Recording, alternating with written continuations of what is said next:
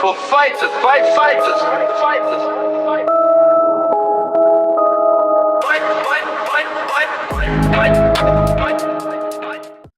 Believe the hype, Abdul Ahad Patel. I'm here with Jay Pitman. Jay, first and foremost, how are you? How's training camp? And how you feeling leading up to Saturday? Yeah, I'm good, mate. It's training's just gone really well. I feel like I'm flying, feel stronger, fitter, and yeah, I'm just excited to get in there on Saturday night now. So your last fight was back in November, Swindon. Couple months out, but during that time, refining training, getting into the flow of things. Obviously, you've had quite extensive amateur career, now a professional. How's the switchover been? Do you know what? I love it because amateurs, it was good getting the experience and fighting all these top kids. But pros, I feel like it's always what I wanted, and I feel like my boxing's just got 10 times better since being pro. Like I feel like it's suited more to my style. I feel like I can just enjoy it more. I love all the build up. Even the fighting is just so much better for me. Nice, man. I think it's one of those things like I remember watching events locally, and you'd come in and do like the pad work, and your dad would bring you out on some of the big shows, and it seems like you've always been around boxing. It seems like for such a young man, you've been here for a very, very, very long time. How does that feel? Because it almost feels like you've all you know is boxing. I don't know. I could be wrong. You could have every interest, but does that add a lot of pressure to the lifestyle, the game, the career ahead of you? Do you know what? I think I'm used to it because from where obviously I've grown up around boxing my whole life, I've seen the ins and outs of the sport for other people, and I know what to expect. And if I didn't want to do it, I wouldn't be here. So I think yeah, growing up around it has definitely helped, like lit that fire in my belly for me. So yeah, I'm just ready for whatever comes really. What's the pressure like? I mean, your dad's like the godfather of boxing around here. You've got the likes of Andy Harris, you've got Max Mudway, and you've got loads of amateurs in and out of the club. You've got Akeem Ennis Brown, former Commonwealth British. So, like, is there pressure? Uh, there is, but there isn't. Like, I don't feel the pressure, but I know a lot of people are expecting me to live up to my name or whatever people around me has done. So I know I can do that, and I know that in a few years' time I'm going to be past all them lot, and I just want to do the best for myself, really. As long as I can make my dad happy, and then I'm happy.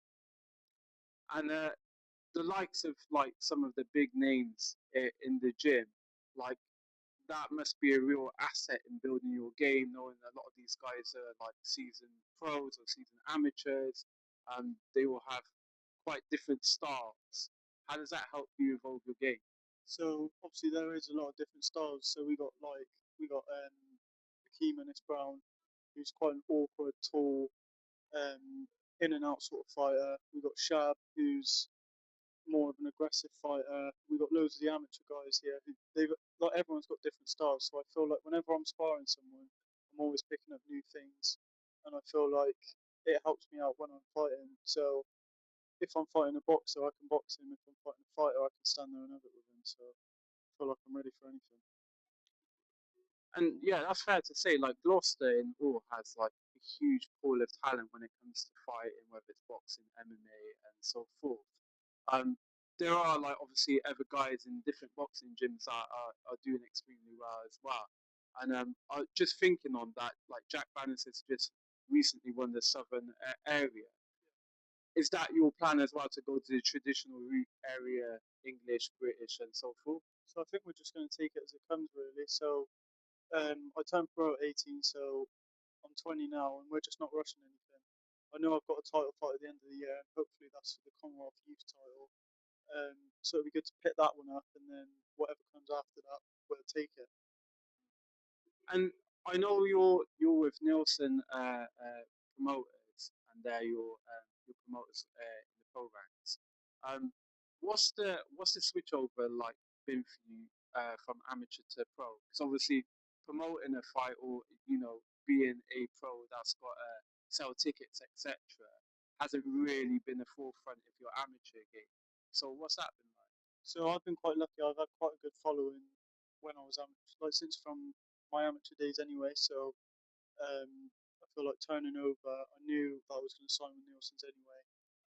I wouldn't have gone anywhere else. So I had my promotion set, and I knew I had a big following, and I've been quite lucky to sell tickets the way I have because obviously I got the gym, I got my mates, I got just people I know. Everyone's always followed me my whole career, and I'm like grateful for that. So hopefully it continues to be that way. All right, man. That's good to know. And to be fair, I think, like I said before, you've been known to the game from a very early age, and it's not uncommon to know that you're about because you've been here for so long. Here's one question for you: what is your controversial opinion in boxing? It's more of a business than it is a sport. Obviously, you've got to sell tickets, you've got to promote yourself. Um, a lot of people don't realise it's more of a business than it is a sport. Um, you do more for boxing outside of the gym than you do inside, especially if you have to sell tickets on these shows. Um, you have to go out socialise when you don't feel like it. You have to speak to people and just like engage with people, and like it's bare minimum. But most people just ignore that part and then wonder why they ain't selling tickets. And it's like if you're not selling tickets, you've got to pay for your fights yourself. And yeah, people just don't realise it's more of a business than it is a sport sometimes. Um, but that's why, like I said, I'm grateful for everyone that buys tickets from me. Um, it means more than they would know. So yeah, that's my controversial take. Yeah, I mean, yeah, it's a good point. And I would say you're right. It does seem more like a business, especially when you're having to juggle the actual career of being a boxer, training, weight cutting, um, getting the right sparring partners, and all. There's a lot of responsibility. You're essentially self-employed, and then you've got to push the marketing side and the promoting side. So now I fully agree with you there. Any last words, Jay? Just be there on Saturday night. You don't want to miss this. The training that's gone into this has been next level, and I'm ready for anything. All right.